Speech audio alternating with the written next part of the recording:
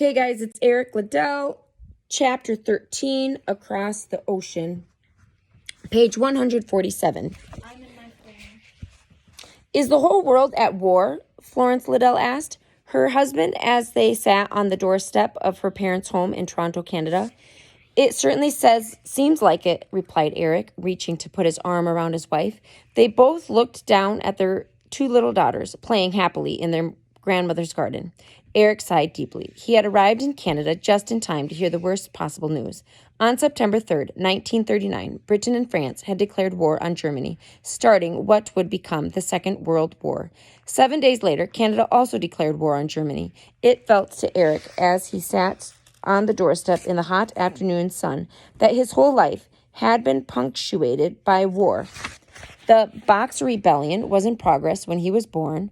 World War I occurred while he was attending high school, and the Sino-Japanese War had been in progress most of his married life. And now there was a new war in Europe. At least there was no threat of fighting in Canada, so Eric decided to leave Flo and the girls in Toronto for several months while he went on to the United Kingdom. There he would give a full report of his work in China at the London Missionary Society headquarters in London, and then do the expected public speaking in churches and at clubs. When this was all done, Flo, Patricia, and Heather would join Eric in Scotland, where they would have 5 months to rest and spend time with Eric's mother, Jenny, and Ernest. All went as planned. Before heading for London, Eric visited his mother in Edinburgh. They both thought the other had changed. Eric was shocked to see that his mother, whom he had not seen for 9 years, had aged considerably. His mother now had white hair and seemed to be shorter than ever. She was glad to see Eric and hear all about his family. Even though Eric had written to her every week and told her most things in his letters, there was something about sharing family news in person. She told Eric he looked balder than ever and joked that his baldness probably wasn't due to many hot showers after all.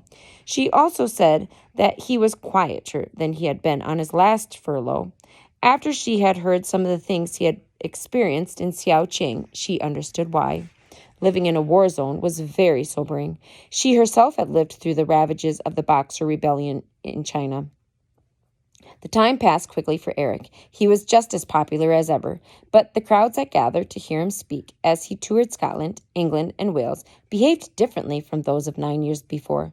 They listened carefully as he spoke about his war experiences, and they asked him what it was like to live under occupation and how the enemy had treated him. Eric answered their questions as best as he could, sensing they were searching for answers about what their own futures might hold. No one could be sure what Adolf Hitler, Führer from Nazi Germany, would do next. Already Hitler's troops had overrun and occupied large portions of Europe, and people in Great Britain were wondering whether it might be the next country to be captured. In March 1940, Lawrence and the girls joined Eric. They spent 5 wonderful months in Scotland. Granny Liddell finally got to meet her 2 granddaughters. She loved to read to them and fuss over them. Meanwhile, Aunt Jenny took her 2 nieces shopping for fabric and made them each new dresses for their trip back to China. While home, the family also attended Elsa McKechnie's wedding. It was a wonderful day filled with memories for Eric. The schoolgirl who had started the official Eric Liddell fan club was now a married woman. That's who Mackenzie was. Or Elsa, that's right. Finally, the time came for the 4 of them to return to China. It was the hardest parting ever for Eric. His mother was getting older, and he had a strange feeling he would never see her again. The girls had also loved the attention of their extended family, and no one was sure what kind of country they might return to on their next furlough.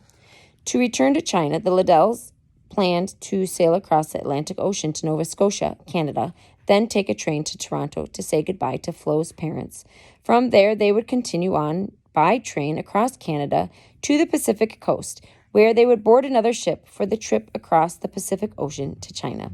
There was just one problem. Now that Great Britain was at war with Germany, no vessel crossing the Atlantic Ocean was safe. German submarines, or U-boats, as they were called, had orders to sink any ship flying the British flag. It made no difference whether it was a Navy ship or a privately owned merchant vessel. German U-boats had already sunk many British ships. Since crossing the Atlantic Ocean by ship had become such a risky business, two important safety measures had been put in place. First, all ships now traveled in convoys, that is, large groups of vessels all sailing together. In so doing, ships were able to help each other keep a lookout for U-boats and rescue survivors from any ship unlucky enough to be torpedoed. Second, all convoys were escorted by battleships from the Royal Navy until they were 2 days out from the coast of Great Britain. The U-boats did not have the equipment on board for long voyages, and so most of the time they stayed within 2 days' sailing of the coast. The Liddells traveled to Liverpool, where they boarded the small ship that would take them across the Atlantic Ocean. 300 other passengers and crews were aboard. Eric studied the ship carefully as he climbed the gangway to board her. The ship looked seaworthy enough, and perhaps being so small, she would be hard to hit with a torpedo from a U-boat. 50 ships were in the convoy, and it took a little coordinating to get them all collected into a flotilla. A flotilla. The ships formed 5 lines of 10 ships each. The Liddell's ship was near the back of the middle line of ships.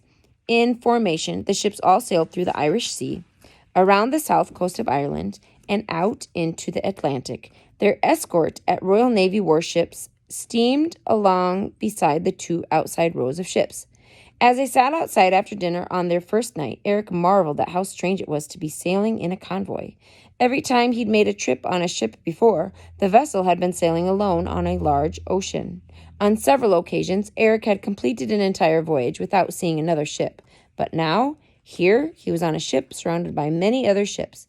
It felt like they were part of a floating city.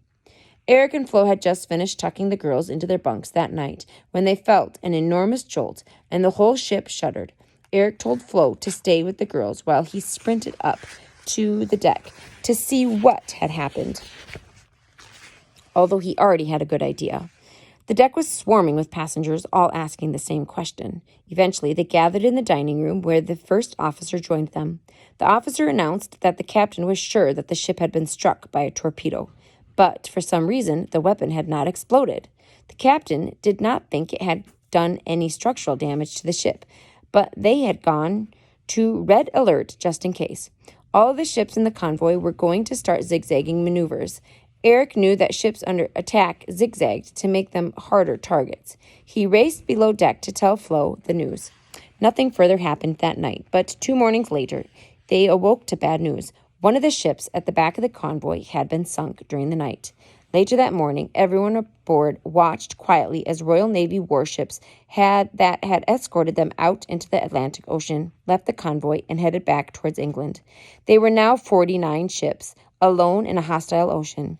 They were hopeful, though, that they were not out of range of German U-boats. Nervously, the convoy moved forward. The sea had become rough, which everyone aboard knew make it difficult to spot submarines. At 11 a.m., the passengers and crew heard a loud boom. Looking in the direction of the sound, they saw a cloud of black smoke rising above the waves.